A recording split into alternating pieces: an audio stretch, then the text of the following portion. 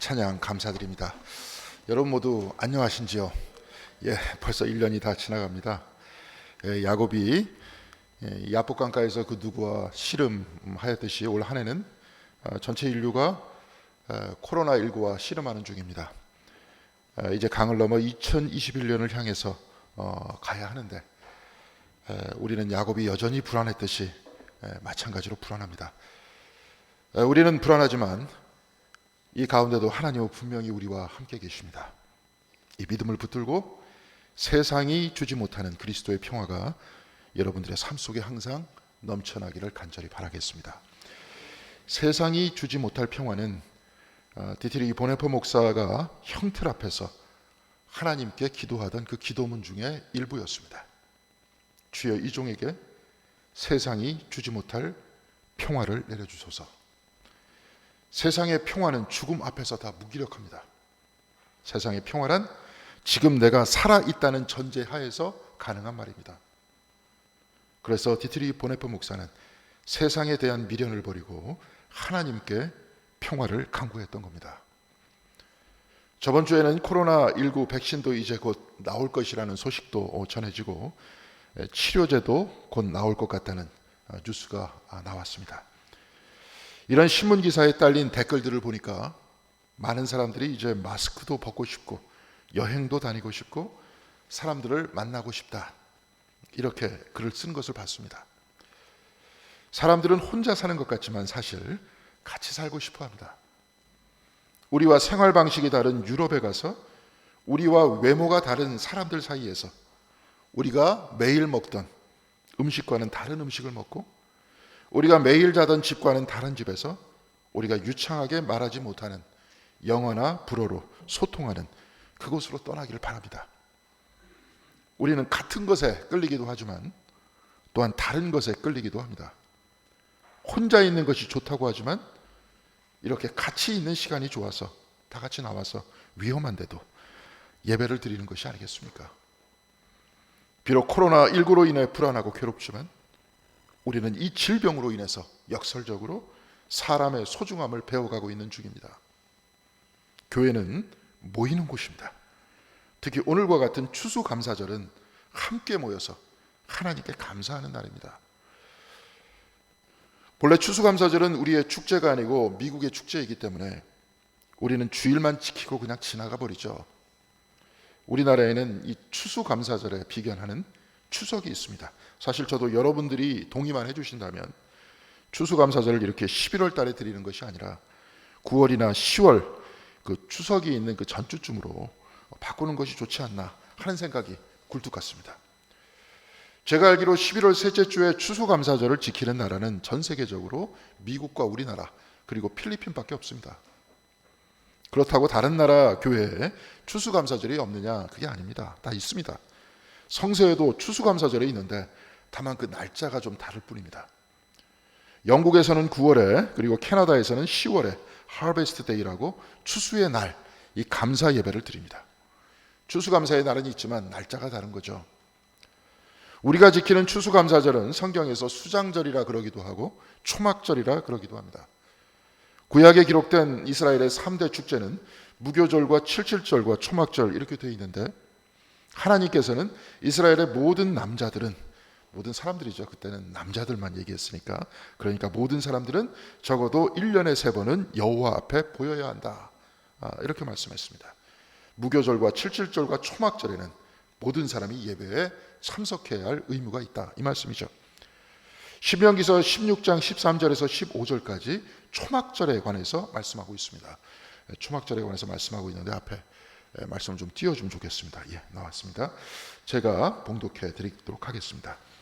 너희 타작마당과 포도주 틀에 소출을 거두어 들인 후에 이래 동안 초막절을 지킬 것이요 절기를 지킬 때에는 너와 네 자녀와 노비와 내 성중에 거주하는 레위인과 객과 고아와 과부가 함께 즐거워하되 내 하나님 여호와께서 택하신 곳에서 너는 이래 동안 내 하나님 여호와 앞에서 절기를 지키고 내 하나님 여호와께서 내 모든 소출과 내 손으로 행한 모든 일에 복 주실 것이니 너는 온전히 즐거워할지니라. 거두어 들인 후에 지키라, 이렇게 말씀했는데 하루가 아니라 일주일 동안 그 절기를 지키는 겁니다.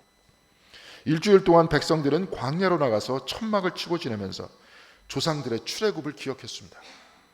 그래서 천막이다, 초막이라고 해서 초막절입니다. 1년 추수를 다 했으면 마음이 넉넉한 때죠.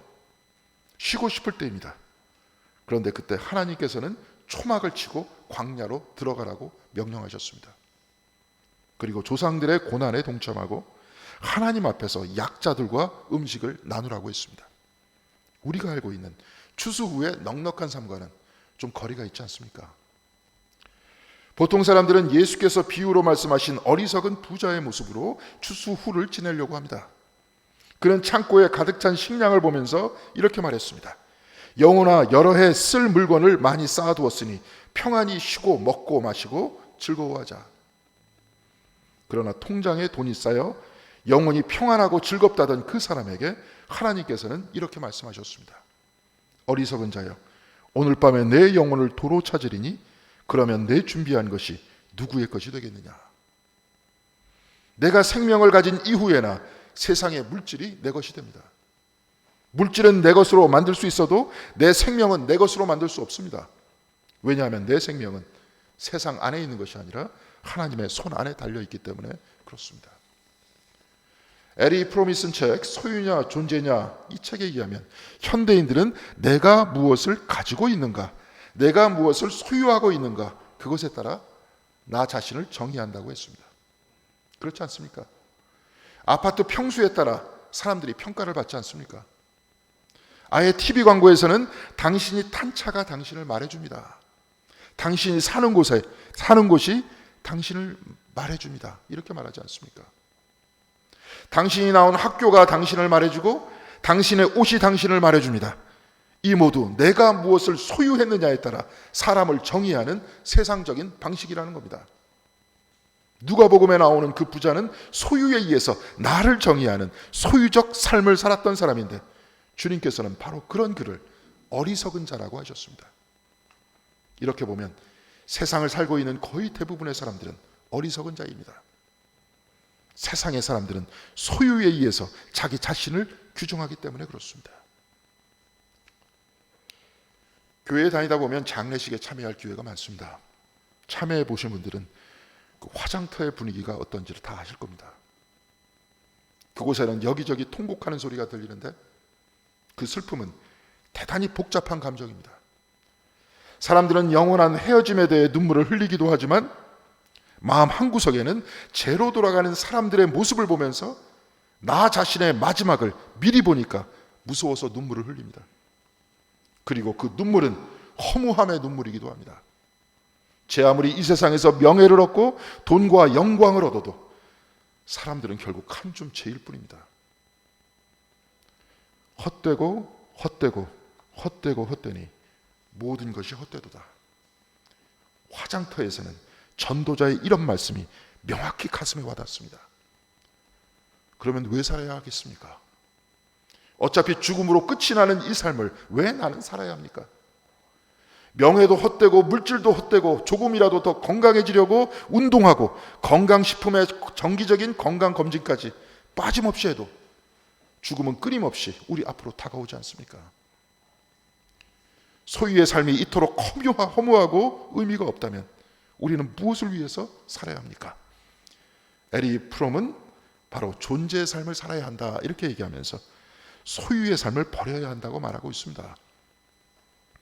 에리 프롬에 의하면 존재의 삶이란 어떤 것을 소유하지도 않고 또 소유하려고 갈망하지 않으면서 즐거워하고 자기의 재능을 생산적으로 사용하면서 세계와 하나 되는 삶의 방식, 이렇게 정의를 내렸습니다. 철학적이죠. 어려운 얘기인데 별로 어려운 얘기 아닙니다.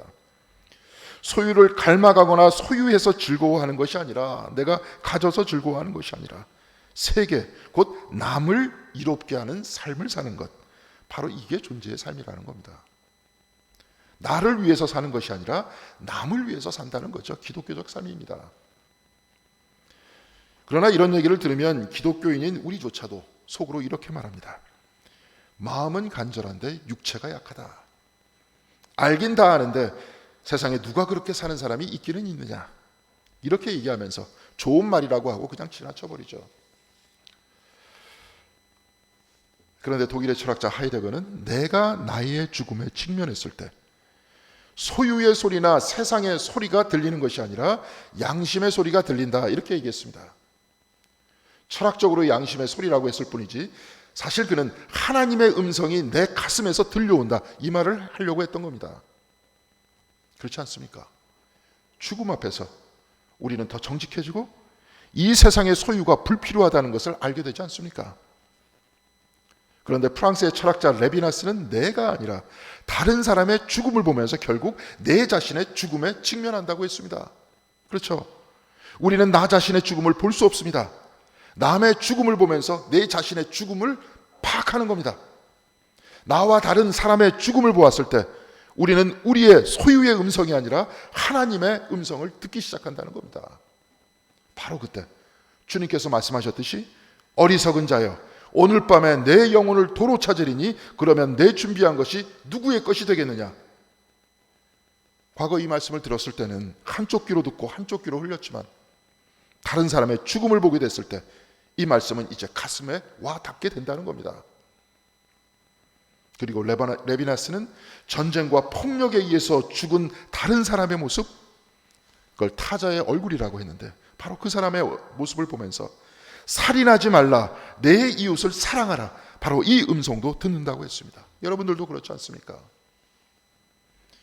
여러분들 앞에 지금 커다랗게 십자가가 놓여져 있습니다. 예배당의 중심은 십자가라는 거죠. 오늘 예배를 시작하면서 저는 성가대와 함께 임례를 했는데 원래 사실은 모두가 여러분들 다 같이 십자가를 향해서 행진하는 것이 예배의 시작입니다. 예배는 세상에서 나와서 십자가를 향해서 가면서 시작하는 겁니다. 그럼 십자가는 무엇을 뜻합니까? 그리스도의 죽음을 뜻하는 것 아닙니까? 십자가를 통해 죄 없이 죽으신 그리스도의 죽음을 보면서 우리 역시 성경의 말씀, 우리 내면에서 올라오는 말씀을 듣습니다. 살인하지 말라. 그리고 나를 위해서 죽으신 그리스도를 보면서 또 다른 음성을 듣습니다. 용서받았으니 용서해라. 바울은 내가 그리스도와 함께 십자가에 못 박혔다고 했습니다. 십자가 앞에서 자신의 죽음을 본 것입니다. 그리고 그는 이제 나를 위해 사는 것이 아니라 나를 사랑하셔서 십자가에 자기 몸을 버리신 그리스도를 위해서 산다고 했습니다. 예수의 죽음을 바라보고 그와 함께 못 박힌 나 자신의 죽음에 직면하면서 살인하지 말라, 용서받았으니 용서하라, 이웃을 사랑하라, 바로 이 음성을, 하나님의 음성을 듣고 하루하루 실천하는 것이 그 신앙인의 삶이라는 겁니다. 바울은 소유의 삶을 십자가에 못 박고 이제 존재의 삶을 시작하겠다. 나를 위해 사는 삶이 아니라 그리스도를 위해 십자가에 달리신 예수 그리스도와 같이 힘없는 이웃들을 위해, 약자들을 위해 살겠다고 결단하면서 살아간다고 했습니다. 이게 신앙인의 모습입니다. 어리석은 부자는 소유 안에 생명이 있다고 생각하면서 농사를 다 마치고 창고에 가득한 곡식들을 바라보면서 내 영혼아 즐기자 이렇게 말했지만 하나님께서는 너를 보지 말고 이웃을 보라고 하십니다. 초막절에 천막에 살면서 잠깐 폈다가 다시 접어서 다른 곳으로 이동하듯이 사람의 소유도 그리고 몸뚱아리까지도 영원하지 않다는 것을 알라고 하십니다. 그리고 하나님 앞에서 모두가 함께 나누며 즐거워하자고 하셨습니다. 이것이 세상과는 다른 하나님 백성의 삶이라는 겁니다. 오늘 우리가 읽은 구약 성경의 말씀에서도 모세는 소유의 삶과 존재의 삶을 나누어 말하면서 소유의 삶이 아닌 존재의 삶을 선택해라 이렇게 말씀하고 있는 겁니다. 신명기서 1장 1절에 의하면 신명기의 말씀은 요단 저쪽 곧 가나안으로 들어가기 전 아라바 광야에서 모세가 이스라엘 무리에게 선포한 말씀이다 이렇게 전하고 있습니다. 모세는 요단강을 건너지 못하고 죽었습니다. 그러니까 신명기서는 한마디로 모세의 유언인 겁니다. 그리고 오늘 우리가 읽은 이 본문의 말씀은 모세의 유언 중 하나인데 신명기서 8장 11절에 모세는 여호와의 명령과 법도와 규례를 지키지 아니하고 내 하나님 여호와를 잊어버리지 않도록 삼갈지어다 이렇게 말씀하고 있습니다. 그리고 12절에서 14절 상반절까지 이렇게 말씀하고 있는데요. 내가 먹어서 배부리고 아름다운 집을 짓고 거주하게 되며 또 내 소와 양이 번성하며 내 은금이 증식되며 내 소유가 다 풍부하게 될 때 내 마음이 교만하여 내 하나님 여호와를 잊어버릴까 염려하노라.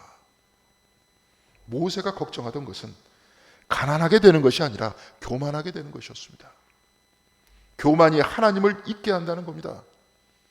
그리고 이 교만이 어디서 오는가 하면 12절에 배부르고 아름다운 집을 짓고 13절에 소와 양이 번성하고 은금이 증식되고 소유가 다 풍부하게 될 때라고 했습니다. 음식이 풍부하게 될 때 그 소유가 사람을 교만하게 만든다는 겁니다. 그러니까 오늘 신명기는 세상과는 완전히 다른 눈을 가지고 있습니다. 세상은 더 많은 것을 소유할 때 성공했다고 하면서 축하한다고 말하지만 신명기서는 이것들을 소유할 때 교만하게 되어서 하나님을 떠나게 될까 염려스럽다고 말씀하고 있습니다. 그리고 오늘 본문 15절과 16절에 의하면 또 세상과 정반대의 삶을 이야기하고 있습니다. 너를 인도하여 그 광대하고 위험한 광야 곧 불뱀과 정갈이 있고 물이 없는 건조한 땅을 지나게 하셨으며 또 너를 위하여 단단한 반석에서 물을 내셨으며 내 조상들도 알지 못하던 만나를 광야에서 내게 먹이셨나니 이는 다 너희를 낮추시며 너를 시험하사 마침내 내게 복을 주려 하심이었느니라. 하나님께서는 불뱀과 정갈이 있는 건조한 사막을 지나게 하셨다고 했고 이들에게 조상들도 알지 못하던 만나를 주셨다고 했습니다. 만나란 집안에 쌓아둘 수 없는 것이었죠. 내가 만일 만나를 더 걷어들이고 집안에 쌓아놓으면 그 다음날 다 벌레가 먹어서 이것을 빵으로 만들어 먹을 수 없었습니다. 그래서 사람들은 매일 아침 들에 나가서 만나를 거두어 드려야 했고 이 하루 먹을치 만나를 먹고 하루에 한 번 살면서 사막을 지나야 했습니다. 하루 일해서 하루 먹고 살았고 불뱀과 전갈이 있는 그 건조한 사막을 40년 동안 통과하는 고된 노동과 괴로움의 삶이었지만 오늘 본문에 의하면 이런 삶을 하나님께서 주신 이유는 백성들을 낮추게 하시어 하나님을 잊지 않게 하기 위해서 그랬다고 말씀하고 있습니다. 소유의 넉넉함은 교만을 만들고 이들은 하나님을 떠납니다. 그러니까 소유의 넉넉함은 축복이 아니라 오히려 멸망일 수도 있다는 겁니다. 모세는 과거 광야의 길을 회상하면서 그 고난의 광야의 삶은 오히려 하나님의 축복이었다고 말하고 있습니다. 불뱀과 전갈이 있고 건조한 광야의 길을 걸어가는 이 힘든 일정을 40년간 이어왔지만 민족은 이로써 낮아졌습니다. 이로써 이들은 하나님과 함께 있었고 하나님을 떠나지 않았습니다. 오늘 본문은 축복과 저주를 세상과는 완전히 다른 눈으로 보고 있습니다. 하나님과 함께 있어서 축복이고 하나님을 떠나서 멸망이라는 겁니다. 고난은 오히려 우리를 낮추어서 하나님과 가까이 있게 하지만 소유의 넉넉함은 교만을 만들고 이로써 우리는 하나님을 떠나 멸망의 길로 갈 수 있다는 겁니다. 그래서 오늘 본문에서 모세는 광야 그 고난의 길을 통과한 백성들에게 너희들은 복받은 민족이다 이렇게 선포하고 있습니다. 하나님을 떠나지 않았으니 또한 하나님이 너희들을 떠나지 않았으니 이스라엘은 그 어떤 민족보다 복받은 민족이라는 것 아닙니까? 사랑하는 성도 여러분, 2020년 올 한 해 어떻게 지내셨는지요? 저도 준비하고 계획했던 일이 많이 있었지만 하지 못하고 그냥 허송세월을 한 것 같아서 참으로 안타깝습니다. 광야의 이스라엘 백성과 같이 우리는 이 질병으로 말미암아 불안과 긴장의 생활을 보내야 했습니다. 올 한 해뿐만이 아니라 그 이전의 삶도 되돌아보면 저의 삶도 그렇고 우리의 삶은 바라고 뜻하는 대로 이루어지지 못한 것이 된 일보다 훨씬 더 많았습니다. 돌이켜보면 짧기도 하지만 어떻게 보면 긴 인생을 살아오면서 때로는 몸에 병이 생기고 때로는 직장을 잃어왔습니다. 때로는 사고를 당해 왜 나에게 이런 일이 일어났는지 의문을 가지면서 괴로워했던 일도 있었고 때로 우리는 무시를 당하기도 했습니다. 또한 사랑하는 부모님이나 남편과 아내를 떠나보내면서 인생은 고난일 수밖에 없다고 깨달은 적도 있었습니다. 그런데 오늘 성경의 본문은 모세를 통해서 우리에게 이렇게 말씀하고 있습니다. 이는 다 너희를 낮추시며 너희를 시험하사 마침내 내게 복을 주려 하심이었느니라. 마침내 내게 복을 주려 하심이라. 우리 인생의 복은 세상의 것을 소유하는데 있지 않고 하나님과 함께 있는 바로 그 존재의 삶이 아닙니까? 하나님을 떠나지 않는 삶이 복된 삶이 아닙니까? 하나님을 떠나지 않아서 내 삶이 여기 육신의 죽음으로 끝나지 않고 하나님 안에서 영원하다는 확신과 믿음 속에 사는 것, 바로 이것이 복이 아니겠습니까? 하나님께서는 언제나 나와 함께 있어 우리는 내 소유에 집착하며 살아가는 것보다 하나님 앞에서 이웃과 나누는 삶이 더 충만하고 아름답다는 것을 우리는 말씀을 통해서 배워가고 있습니다. 하나님과 함께 있어 축복이요, 하나님과 떨어져 멸망입니다. 세상은 소유에 집착하지만 이 세상 어느 것도 내 것이 없습니다.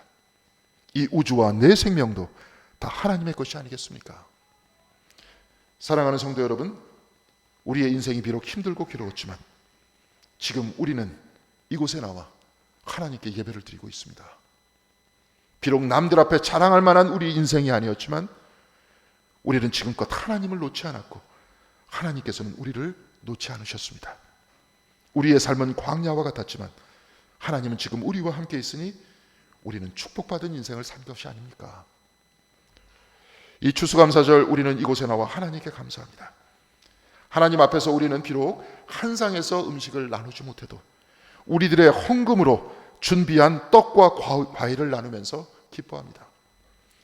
우리는 이곳 하나님 앞에 모여서 때로는 부엌에서, 때로는 교회 행정에서, 때로는 방송실에서, 때로는 정원에서, 때로는 교회 학교에서, 때로는 성가대에서, 때로는 속회에서, 때로는 서로를 위한 작은 기도에서 우리 위해 봉사와 예물을 나누며 기뻐하며 살고 있습니다. 올해 우리는 코로나19로 인해 징검다리 예배를 드렸습니다. 간간히 예배는 재개됐지만 다시 교회의 문을 닫아야 했고 지금 이렇게 대면 예배를 드리지만 언제 또 중단될지 모릅니다. 그러나 코로나19가 제 아무리 기승을 부렸을지라도 우리는 지금 이 자리에서 여전히 하나님을 예배하고 있습니다. 그 어느 순간에도 우리는 여전히 하나님을 기억했고 잊지 않았습니다. 또한 하나님께서는 단 한 번도 우리를 떠나지 않으셨습니다. 우리 인생 편하지 않았지만 하나님께서는 이 고난을 통해 우리를 낮추시고 우리로 하여금 세상의 소유보다 하나님을 붙들게 하셨습니다. 사랑하는 성도 여러분, 영생은 세상의 소유에 있지 않고 하나님 안에 있습니다. 사랑하는 성도 여러분, 비록 우리의 인생이 잠시 피곤할지라도 오직 하나님만을 붙들고 흔들림 없이 이 광야의 인생길을 힘차게 살아가시기 바랍니다. 이로써 우리 인생이 하나님 앞에서 우리의 것을 이곳 공덕교회 성도님들과 서로 나누는 초막절 감사의 축제가 여러분들의 삶에 끊어지지 않도록 함께 기도하고 노력하는 우리 모든 성도님들이 되시기를 주님의 이름으로 간절히 기원드리겠습니다. 기도하시겠습니다. 주님이 이 복된 주일 주님 앞에 모이게 하여 주시니 감사드립니다. 그 어떤 상황에서도 당신을 떠나지 않는 우리의 삶을 허락하여 주시니 감사드립니다. 이렇게 삶을 축복하여 주시니 감사드립니다. 어느 상황 속에서도 하나님을 붙들고 여기까지 왔고 또한 영원히 하나님을 붙들고 살아가겠습니다. 주여, 우리의 삶을 복되게 하여 주셨사오니 이 신앙 고백 속에서 이 충만한 삶을 살 수 있도록 인도하여 주시옵시고 교회 안에서 나눔과 같이 나눔의 삶을 실천하면서 우리의 삶이 언제나 하나님 전에서 이웃과 나누며 기뻐하고 즐거워하는 초막절 감사절의 삶이 될 수 있도록 인도하여 주시옵소서. 앞으로 우리 교회를 복 내려 주시고 언제나 감사하게 하여 주실 것을 믿사오며 이 모든 말씀 우리 주 예수 그리스도 이름으로 기도드렸습니다. 아멘.